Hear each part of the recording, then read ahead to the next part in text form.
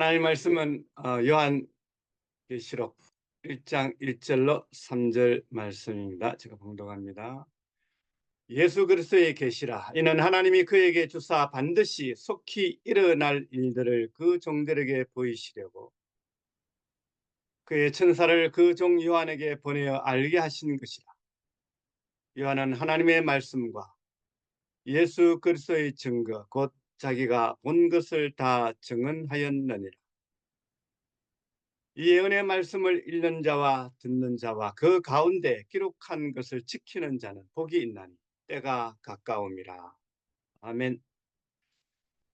네, 오늘도 귀한 분을 모셨습니다. 작은 섬 제주도에서 태어났어 이 지구상에서 가장 큰 섬인 호주를 왕래하시면서 주의 복음을 뜨겁게 전하고 계시는 우리 황시엠 선교사님, 마라나타로 데뷔를 하셔서 전 세계 이 말세 신앙을 증거하시는 우리 황시엠 선교사님께서 귀한 메시지 전할 때 큰 은혜 넘치시기를 바랍니다. 할렐루야로 모십니다. 소개가 너무 송구스럽고 감사드립니다. 잠깐 기도하겠습니다. 하나님, 부족합니다. 입술을 주장해 주시옵시고 생각을 주장해 주시옵시며 마음을 주장하시고 오늘도 주님의 입술을 되기를 원하며 주님의 뜻을 전파하기를 원합니다. 그리스도 되신 예수님의 이름으로 기도합나이다. 아멘. 저는 이 자리에 있을 때마다 항상 두렵고 떨립니다. 무슨 고수들 앞에서 심사를 받는 것 같아가지고. 아무튼 오늘 또 주님의 은혜가 여러분 하루 동안 또 어디를 가든지 임하시기를 바랍니다. 제가 오늘 그 말씀을 준비했는데 일단 그래도 일단 들어보겠습니다. 요한계시록 제1장. 예수 그리스도의 계시라. 이는 하나님이 그에게 주사 반드시 속히 일어날 일들을 그 종들에게 보이시려고 그의 천사를 그 종 요한에게 보내어 알게 하신 것이라. 요한은 하나님의 말씀과 예수 그리스도의 증거 곧 자기가 본 것을 다 증언하였느니라. 이 예언의 말씀을 읽는 자와 듣는 자와 그 가운데 기록한 것을 지키는 자는 복이 있나니 때가 가까움이라. 자, 말세에 복 있는 자가 누군가? 이 답이 이 안에 미리 나와 있죠. 네. 이 책에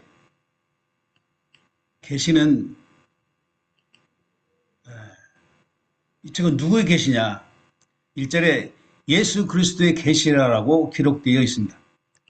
이 책은 요한의 사상도 아니고 어떤 종말론자의 해석도 아닌 예수 그리스도의 계시라고 기록하고 있습니다.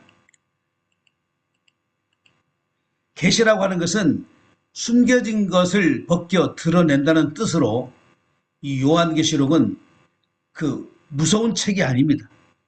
감추어진 하나님의 계획을 드러내는 책입니다. 그리고 그 계시는 하나님으로부터 예수님께 전달되어 천사가 요한에게 보여준 것을 교회에 전하고 있는 겁니다. 그것이 오늘날 우리에게까지 전달되고 있는 것입니다. 이것은 단순한 정보가 아니고 하늘에서 내려온 메시지라는 사실입니다. 요한계시록은 반드시 속히 될 일이라고 1절 후반부에 그렇게 기록되어 있습니다. 반드시 속히 될 일을 그 종들에게 보이시려고. 여기에서 우리는 무엇을 깨달아야 되냐면 이 요한계시록은 불신자용의 책이 아닙니다. 이 요한계시록은 그 종들에게 보여주시려고 기록된 책이기 때문에 불신자가 해당되는 내용이 아니라는 사실을 말씀드리고 싶습니다. 여기서 중요한 단어 두 가지가 나오는데요. 반드시라는 단어가 나옵니다. 이 반드시는 하나님의 계획은 실패하지 않는다. 그리고 역사는 우연히 흘러가지 않고 하나님의 계획대로 반드시 그대로 흘러가고 있고 하나님의 섭리 안에 있다. 이것을 말하고 있는 것입니다. 그러면서 또한 속히라는 말이 나옵니다. 이 속히는 곧 일어난다는 시간적인 의미보다도 지체되지 않는다는 실화성의 의미를 강하게 내포하고 있습니다. 반드시 그리고 속히 될 일입니다. 그 뒤에 뭐가 있냐면 바로 마라나타입니다. 반드시 속히 주님은 오신다는 사실이에요. 하나님의 시간표는 정확합니다. 세상이 혼란스럽고 악이 득세하는 것처럼 보여도 하나님의 나라는 반드시 완성된다. 할렐루야. 우리는 이 사실을 믿고 전하고 있는 것입니다. 그럼 요한은 무엇을 증거했는가? 이 요한계시록에서 2절에 보면 하나님의 말씀과 예수 그리스도의 증거, 즉 요한은 자기 생각을 말하지 않았습니다. 그래서 우리가 설교할 때 하나님 말씀을 기준으로 설교하는 게 가장 무난합니다. 그래서 요한계시록은 본 그대로 증거를 했습니다. 근데 그때 당시에 이 본 것을 보면 지금 시대의 것이기 때문에 어떻게 보면 그 요한도 저게 무엇일까? 자기 머리로 이해가 안 되었지만 본대로 그대로 증거했던 것입니다.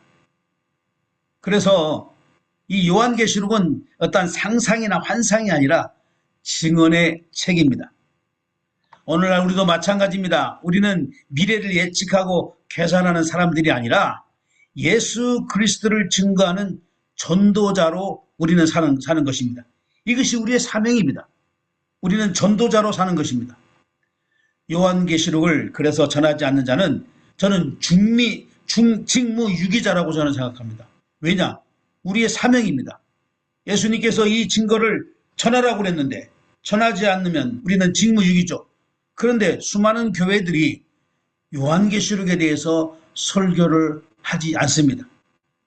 1년에 한 번도 설교하지 않는 교회가 엄청 많습니다. 실질적으로 조사해 보시면 압니다. 그래서 우리는 요한계시록이 약해요. 약하다 보니까 이 요한계시록을 가지고 전문으로 연구하고 거기다가 살짝 변화를 시킨 이 이단 것들이 요한계시록을 갖고 들어오기 때문에 기존 신자들이 펑펑 넘어지는 겁니다.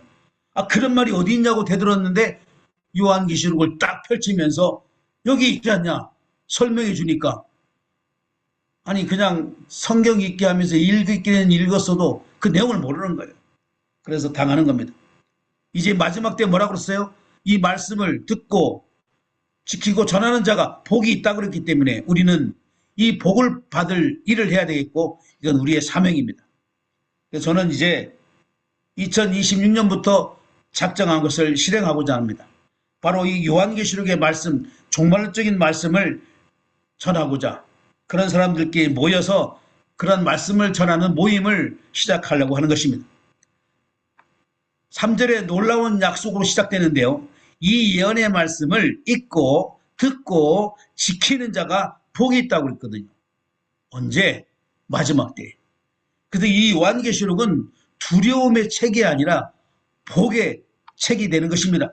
어떤 자가 복이 있느냐? 읽는 자가, 듣는 자가, 지키는 자가. 이건 제 말이 아니잖아요. 그래서 이제 우리는 요한계시록을 읽자. 그리고 이 말씀을 듣자. 그리고 그대로 한번 살아보자. 라고 하는 것을 이제 2026년부터 실행하려고 생각합니다. 그래서 요한계시록의 목적은 어떤 지식을 늘리는 것이 아니고 그 말씀으로 순종을 이끌어가는 것이라고 저는 감히 말씀드리고 싶습니다. 왜? 지금 이 말씀이 중요한가? 3절에 보니까 마지막 때가 가까웠다고 그랬습니다. 그러면 그때가 언제냐? 바로 지금이 그때인 것입니다, 여러분. 초대교회는 핍박 가운데 있었습니다. 로마 제국의 압박 속에서 믿음을 지키는 것이 쉽지 않았습니다. 그때 하나님은 말씀하셨습니다. 때가 가까웠다. 이 말씀은 공포가 아니고 마라나타의 소망의 말씀인 것입니다. 자, 이란의 최고 지도자 헤메네이가 죽었습니다. 아나운서가 울면서 뉴스를 전합니다. 우리 최고 지도자 하메네이가 죽었다고 그러는데 길거리에서는 국민들은 축제를 합니다. 잘 죽었다. 우리는 해방이다. 그러면서 완전 축제 분위기입니다. 얼마나 아이러니컬합니까? 어떻게 보면 이 아나운서는 지옥의 상징이고 그 국민들의 축제는 천국을 나타내지 않을까. 그래서 제가 한번 만들어 봤습니다. الله أكبر الله أكبر من المؤمنين رجال صدقوا ما عاهدوا الله عليه وما بدلوا تبديلا إنا لله 텔레비에 나와서 이렇게 울면서 소식을 전하고 있습니다. 그러나 시민들은 تا عهدی که با امام خود بستند تا سرانجام ظهور پیش برند یه ملت مظلوم و مقتدر خود را کفایت می کند تا با تبعین کتاب خلق صالح قائد اعظم شهید و عظیم الشأن حضرت آیت 이렇게 차이가 나는 것입니다. 여러분, 이 오늘 계시록 1장 1절로 3절은 요한계시록의 전체의 문을 여는 열쇠입니다. 이 책은 예수 그리스도의 계시고 반드시 이루어질 하나님의 계획입니다. 읽고 듣고 지키는 자가 복이 있는데 제가 오래전부터 이 요한계시록을 한 50년은 넘었습니다. 근데 그 전에 요한계시록을 얘기하면 이상한 눈치로 봤고 또 제가 이 중학교 때부터 방언을 했는데 10년 전까지만 해도 내가 통합 측에서 20년 방언을 하니까 이단이라고 그러더라고요. 우리 동네에서. 네, 통합 측이 한때는 방언하면 이단이라고 정죄했습니다. 그리고 여자는 절대로 목사 안수를 줄 수 없다. 그건 성경적이 아니다 해가지고 총회 때에 다시는 여자 목사 안수권을 상정하지 마시오라고 이렇게까지 못으로 박았는데 지금은 통합 측도 방언을 하고 통합 측에서도 여자 안수 목사를 주고 있습니다. 이제는 저도 이제 이 세상에 호흡할 날이 얼마 남지 않았다 이렇게 생각이 들어서 살면 더 얼마나 살겠습니까? 제가 요한계시록을 전하면서 이단이라는 소리를 듣든지 말든지 저는 제가 하고자 하는 일을 올해부터 실행하기로 작정했습니다. 그러므로 우리는 두려워하지 말고 또 호기심으로 접근하지도 말고 믿음으로 읽고 순종으로 살아야겠다는 생각을 하게 됐습니다. 자, 여러분 우리는 요한계시록을 두려움으로 읽고 있습니까? 믿음으로 읽고 있습니까? 단지 해석을 위해서 아니면 그 말씀을 지키려고 우리는 다시 오실 주님을 기다리는 삶을 살고 있는가? 한번 생각해 보자는 겁니다. 아예 이런 생각이 없으십니까? 주님은 다시 오십니다. 그리고 역사는 끝이 납니다. 아무리 독재자라도 지금까지 모든 독재자들이 갔습니다. 반드시 하나님은 이 땅에 와서 완성된 걸 될 것입니다. 마라나타입니다.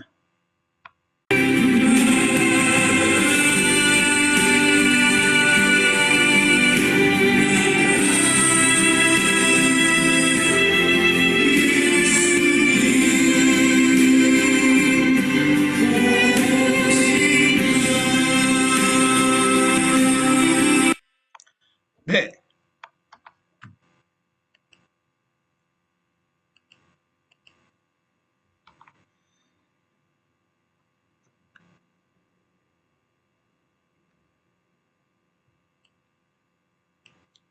여기도 인터넷이 별로 안 좋아서 잘못 건드려서 속도가 오버됐습니다. 이 호주도 인터넷 사정이 좋지는 않습니다.